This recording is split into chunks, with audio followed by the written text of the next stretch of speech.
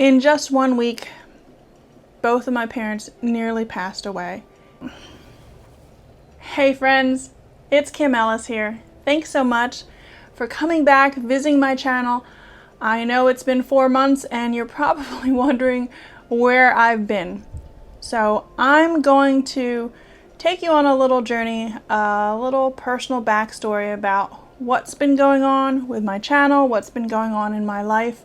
So usually I'm here to talk about art, children's books, creativity, but recently life has hit me hard.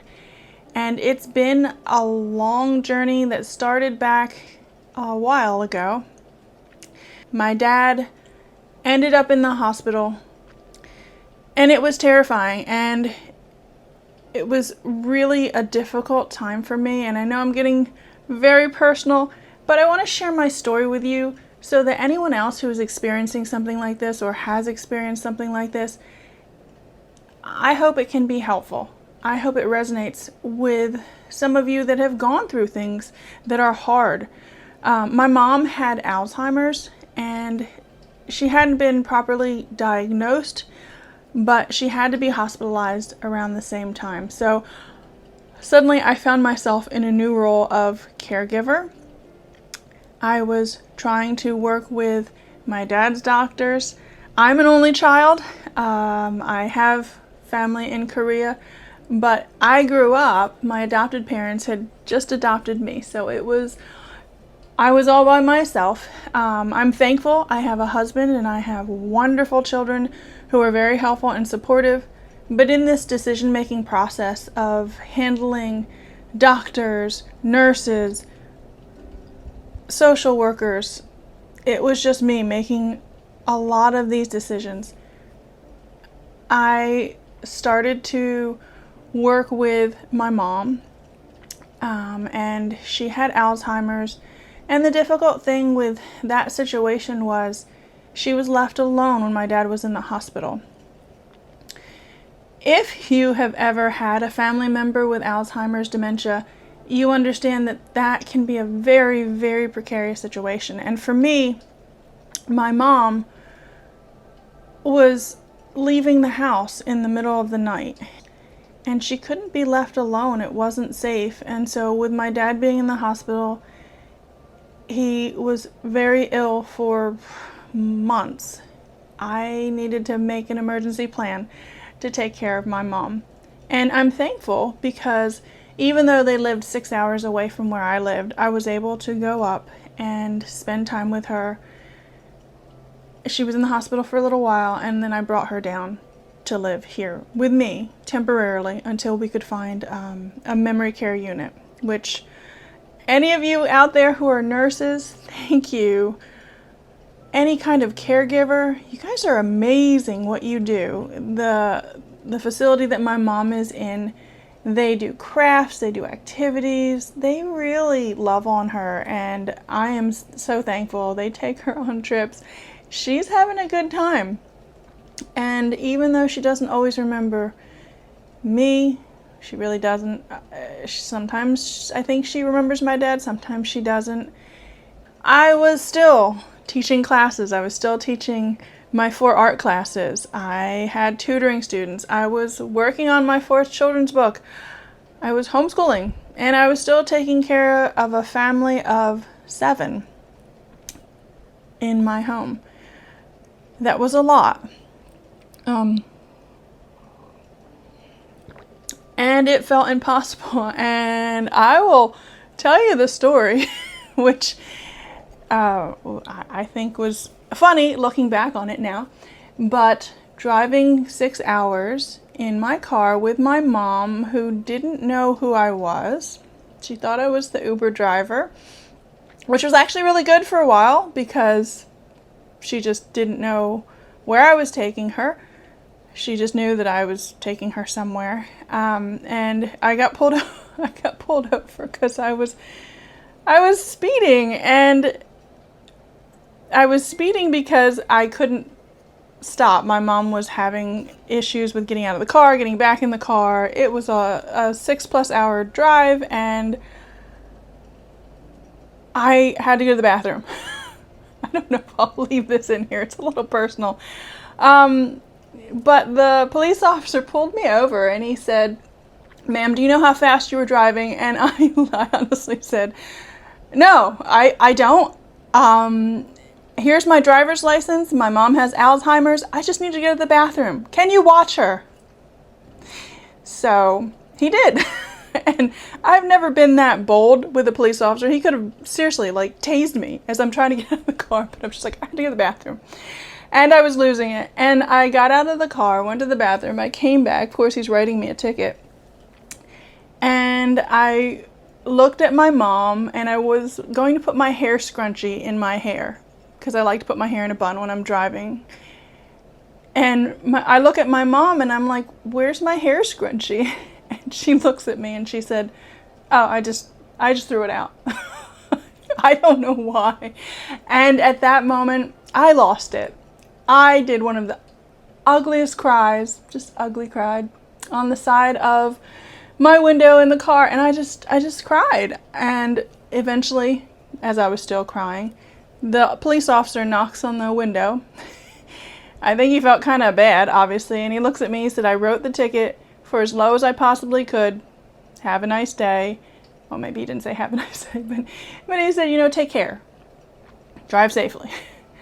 And it was so sweet because as we were driving back home, which was only about an hour and a half further we had to drive, my mom is just telling me so sweetly, she said, "Don't worry. My grandmother will go to her house and she'll take care of everything." And for those of you in situations with anyone who has Alzheimer's or dementia, you understand that in moments like that, you can't help but laugh because it's ridiculous. But yet here was my mom comforting me. Even though it's not her fault that she has the disease, but it was just a difficult situation, and there was just that comic relief in that moment. Breaking down in my car was what I did, and honestly, I was just thankful to be home with my mom, that I could take care of her, and of course eventually have her in a facility that could take care of her full time. But again, I still had my dad, and my dad got better for a little while. So my dad got worse. He was doing well for about a month. He got worse. He had taken a fall. And he's so funny. I love my dad. He had taken a fall, and he said he had hit his head on the table. And I said, "Well, Dad, are you okay? Is there any blood?" And he said, "There's no blood on the table." I'm like, that's not what I'm asking. I don't care if the table has blood. I'm caring about you. And I thought he was being funny, and I don't know if he was being funny or really what happened later that we found out was he had concussed himself. He had a concussion. I was there for him, and I shudder to think even now, if I hadn't gone up, what would have happened. So all that to say, I think my last YouTube video was in January that I posted. At that point, we just started, I told my family, my dad's coming to live with us, which is what we had wanted already, but he wanted to live on his own. But I said at this point, I had to make the executive decision as a caretaker, as a daughter, that I can't leave my dad. I had a neighbor who found her dad on the floor, and he had been gone for hours, and I told my dad, I said, you can't do that to me. I need to take care of you. I want you here. And my dad is very able to do a lot of things, but I wanted him here. And so we started to close down his house, started to make the plans because he had to stay in the hospital for a little over a month. And so there were nights that I stayed up working, obviously on my book, and I had to push it back with my author months. But I would work when people were asleep. I would have to cancel classes. But I was closing down my home that our family had lived in for almost 30 years. So there was no time to rest, but I had to keep going. And honestly, that's the truth of what real life looks like sometimes. I know there's a lot of YouTubers out there that get things out every week, and and I'm trying. My new goal is 2 videos a month, and then I'm giving you another 2 shorts, and I hope you guys are watching. I love the comments. I love the encouragement that you guys let me know that you're enjoying the videos that you're watching. And sometimes life is just completely out of your control. And I'm a person of faith, so I was praying a lot. I was thankful for my family. I have 7 children and 5 of them live at home, and they're amazing. I mean, they're doing grocery trips for me. They're making meals. They're making sure my 8-year-old at the time is getting taken care of. My husband is holding down the fort. I have a wonderful husband.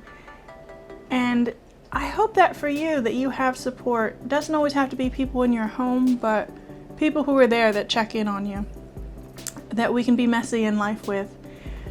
I had to give up perfection. Again, I had started a YouTube channel. I had goals, and I still have goals, but I'm more relaxed with myself to say, you know what? If a YouTube video doesn't come out, it's okay. If my author's like, hey, it's okay. I know your life is upside down right now.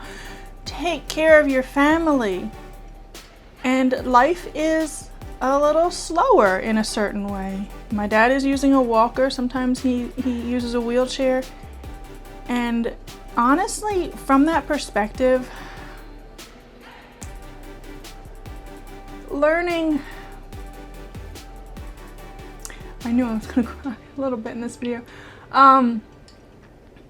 Learning mobility issues with people who have mobility issues, things take longer, and that's okay. One of the most beautiful things, my dad has 7 doctors.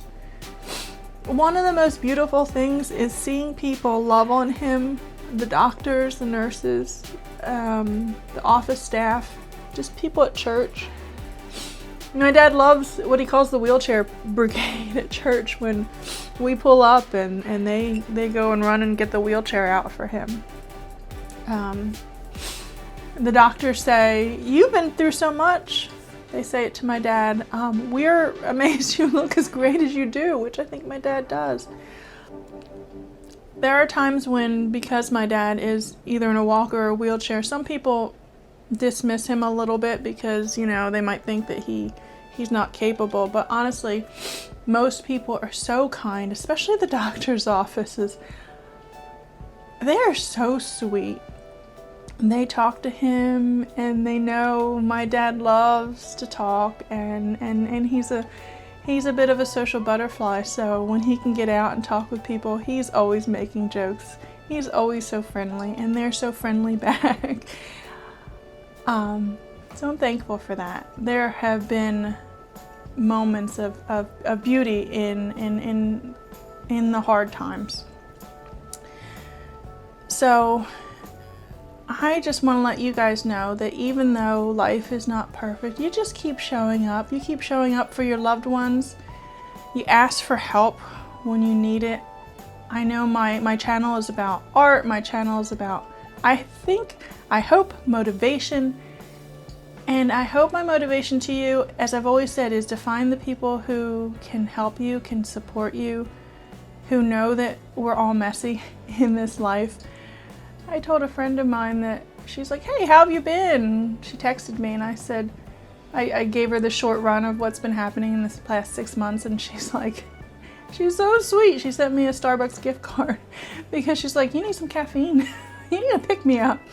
And really I did. And gosh, I'm trying not to cry throughout this whole thing, but I mean, her sweet token of giving me that gift card just says, hey, I love you. I support you. I see that